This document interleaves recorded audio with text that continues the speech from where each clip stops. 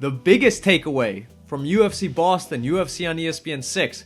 Greg Hardy believes you can use a freaking inhaler. Can I take my inhaler? Where is it? It's in my pocket. The medical toy? Yes. Here. USADA approved. Second zone, let's go. Let's go, kid. Now, I know in the NFL, if a player runs all the way down the field, 100 yards, they give him a oxygen mask. But this is fighting, man. Cardio is part of the discipline. If you're not up to par with your cardiovascular, then that's kind of an advantage if you're taking an inhaler.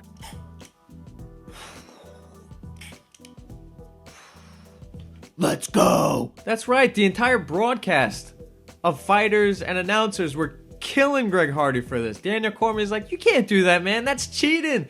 Dominic Cruz was saying, the Boston Commission cut off tape on my legs. Why are they letting this guy get an inhaler? And there's some mix and mash news on this. Dana White says it's not a problem. It was approved.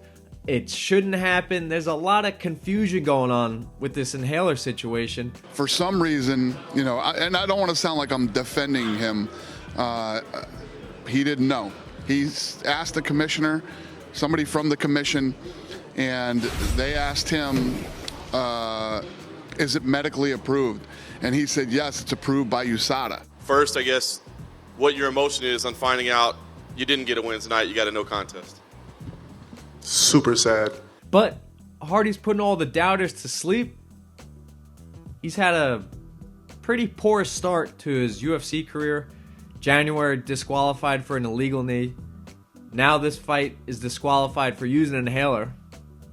What were you thinking, dude? You were winning anyway. What were you thinking?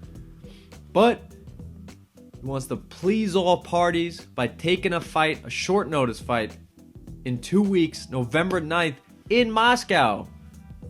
Maybe Connor could give him some other stuff to get him through that fight. Yes. What color? What color? My brother, what do for you?